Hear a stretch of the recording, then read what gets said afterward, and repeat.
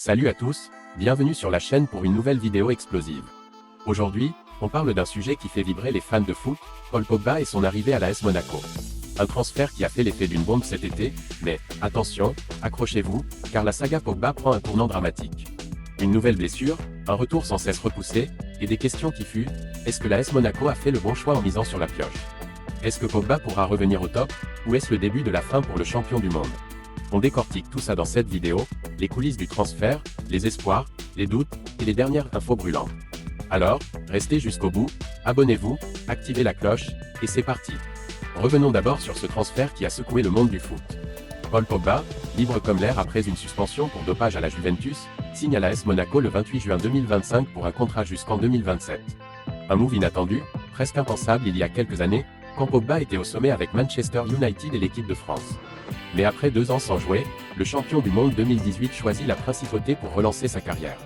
Dans sa première déclaration, Pogba ne cache pas son enthousiasme, « Je suis heureux de reporter un maillot de foot. C'est un honneur de rejoindre la liste des grands joueurs passés par Monaco. » Il parle de reprendre le rythme, de retrouver le terrain, et de s'intégrer à un groupe après 2 ans de solitude. Sur le papier, c'est un coup de génie pour Monaco. Un joueur de classe mondiale, gratuit, avec une motivation à prouver qu'il n'est pas fini. Mais, est-ce vraiment une bonne affaire? On va voir que les choses ne sont pas si simples. Depuis son arrivée, Pogba suit un programme de réathlétisation intense. On l'a vu à l'entraînement, tâtant le cuir, postant des vidéos sur les réseaux sociaux de Monaco, avec ce sourire qu'on lui connaît. Le vestiaire l'a adopté, l'ambiance est bonne, tout semble aligné pour un retour triomphal. Adi Hütter, l'ancien coach, tease même un retour possible pour le match contre Angers le 18 octobre. Il explique, Pogba en fait de plus en plus avec l'équipe, mais il a besoin de duel, de rythme.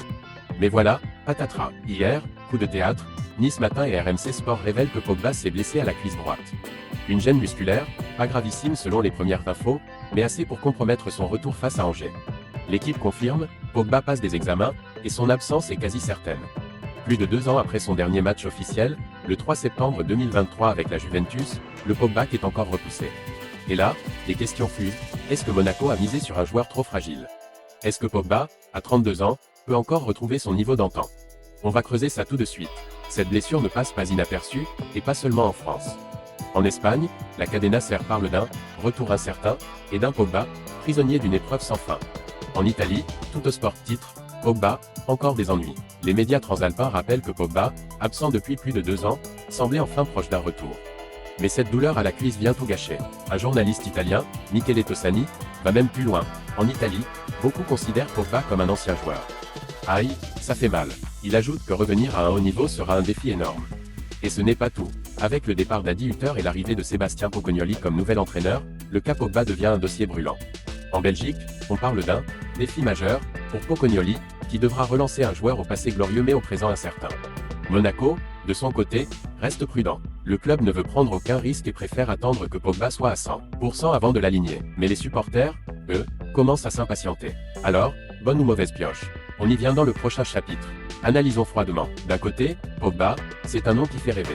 Un champion du monde, un leader, un joueur capable de changer un match à lui seul. À 32 ans, il a encore quelques années devant lui, et son expérience pourrait être précieuse pour une équipe comme Monaco, qui vise le haut du tableau en Ligue 1 et une qualification en Ligue des Champions. Mais de l'autre côté, les signaux sont inquiétants. 2 ans sans jouer, une suspension pour dopage, des blessures à répétition, cette gêne musculaire n'est pas un drame en soi, mais elle rappelle que Pogba est fragile. Et puis, il y a la pression.